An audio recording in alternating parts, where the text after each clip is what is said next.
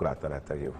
दूसरी vaccine Oxford की है, ठीक है, और तीसरी वैक्सीन जो फाइजर की है। फाइजर ने जर्मन कंपनी के साथ मिलके उन्होंने जॉइंट प्रोडक्ट तैयार किया। वो प्रोडक्ट इतना महंगा है कि मुझे लगता है कि वो सिर्फ चंद, इवन अमेरिका में भी चंद लोग ये अफोर्ड कर सकेंगे जिस सबसे ताकत तैयार। उसके ऊपर भी सवालात उठने शुरू हो गए हैं। और सबसे अहम बात यह है कि कभी भी इजरायलियों ने किसी वैक्सीन पर जो है इतना ज्यादा शोर नहीं मचाया जितना इजरायली अब मचा रहे हैं। ठीक है, इसराइल के रब्बीस भी मचा रहे हैं, जो उनके बड़े बड़े पंडित पुरोहित हैं, और इसराइल के सीरियस जो तबका है वो भी मचा रहा है कि इस वक्त बेसिकली जो कॉर्पोरेट कल्चर है सारे का सारा, वो इस वैक्सीन के थ्रू पूरी दुनिया को कंट्रोल करना चाहते हैं। इस वैक्सीन के थ्रू। और वो कहते ये हैं कि एक एजेंडा है जिसे कहते हैं एजेंडा 2130, 2021 से लेकर 30 तक हम इस पूरी दुनिया को हमने कंट्रोल करना है। और वो कहते ये हैं कि हमने 1992 में एक एजेंडा लगाया था मिलेनियम गोल्स का।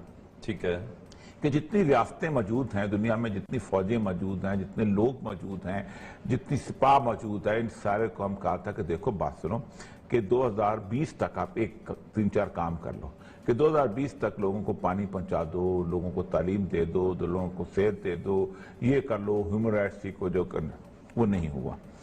उसके मुकाबले में उनके पास एक एक्सपेरिमेंट था बहुत मशहूर उनका जो था, वो था 1917 का रूस का, कि जब उन्होंने रियासत के सब जो है उसके जोर के तहत हर चीज खत्म कर दी थी, निजी मलकियत खत्म कर दी थी, सारी रियासत की पावर लगी, तो वो कम्युनिज्म जो था आधी दुनिया पर गालिब था। इजरायली कहते ये हैं, यहूदी इस वक्त पूरी दुनिया के ये कह रहे हैं कि ये जो फोर्सेस हैं ये चाहती हैं कि पूरी दुनिया में हम अपनी मर्जी की जितनी आबादी चाहते हैं उतनी रखें। ठीक, इसको हम कंट्रोल कर सकें। एक यानी वैक्सीन ये इकोनॉमी नहीं कंट्रोल करेगी, आबादी भी कंट्रोल करेगी। आबादी बेसिकली, वो कहते हैं ये बेसिकली इसीलिए कोरोना पे पहले शुरू हुआ। और जो जिस रबाई ने जबी ने जिसमें अमून जो था, अमून साक, बड़ा मशहूर उनका रबी, बड़ा पॉपुलर रबी, उसने बिल गेट्स की बड़ी मशहूर किस्म की जो है उसके इल्जाम लगाया था 2 जुलाई 2019 में। ठीक है, कि ये कोरोना आने वाली है और ये वैक्सीन के ऊपर, और वैक्सीन को वो कहता है कि ये काम इस तरह करेगा। वो कहते ये हैं कि इनका एजेंडा ये है कि रियासतें अब खत्म कर दी जाए, मतलब यूरोप में तो खत्म हो ही गई हैं। ठीक है, पीछे रह जाएगा अफ्रीका वगैरह, उसकी फौज को कहेंगे इकट्ठी एक जॉइंट इंटरनेशनल फौज बन जाएगी। वो फौज जो है वो पूरी दुनिया की, उधर बात है जब इस किस्म का तूफान मचेगा। अब देखें ना, जो 1913 में 1920 में जो आई थी अपना स्पेनिश फ्लू आया था, इससे मिलता जुलता था, इसी कोरोना की फैमिली को ऊपर का था।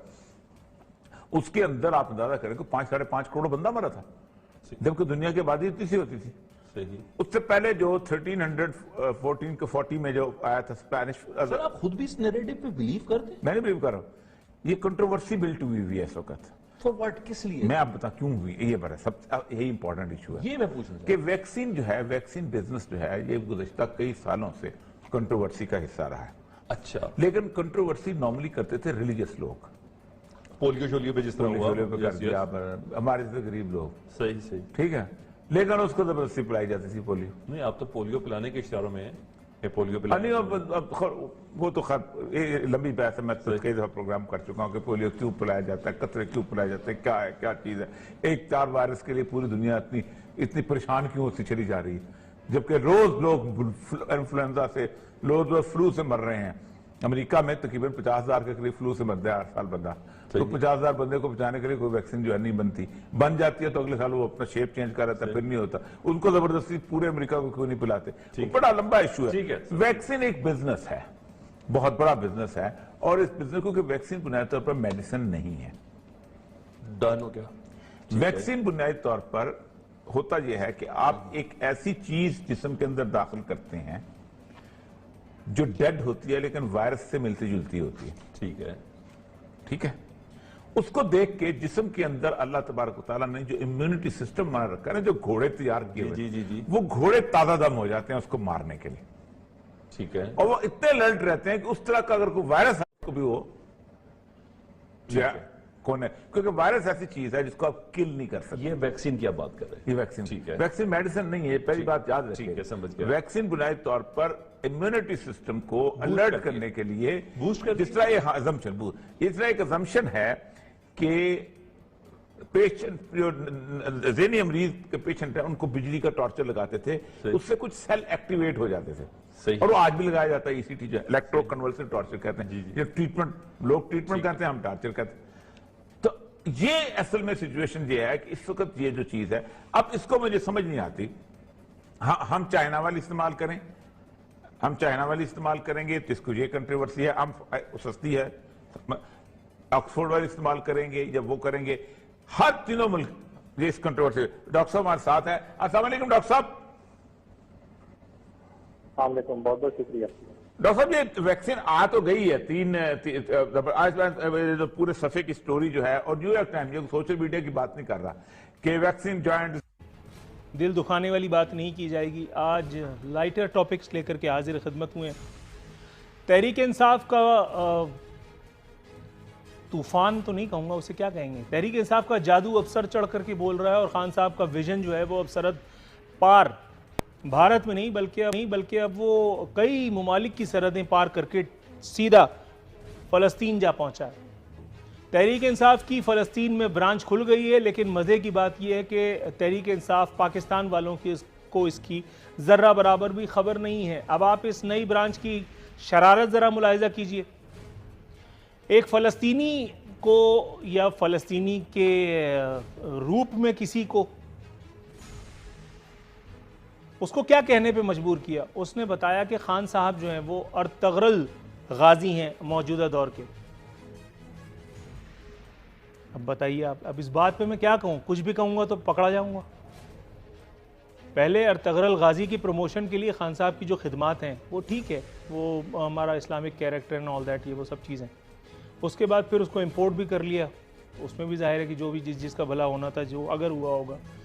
लेकिन अब खान साहब को ही अर्तगरल गाजी करार देना, ये थोड़ा सा मेरा ख्याल है कि ज़्यादा जोश और जज्बात से काम लेकर के उन्होंने नाइंसाफ़ी की है खुद अर्तगरल के साथ। कहने वालों का तो ये भी कहना है कि अर्तगरल गाजी जो है वो कब्र में तड़प रहा होगा, और उसके बाद फिर उसके लवाहिकीन जो है वो अब इस फ़लस्तीनी को या शायद इस नाम निहाद फ़लस्तीनी को सू करने के बारे में संजीदगी से गौर कर रहे हैं।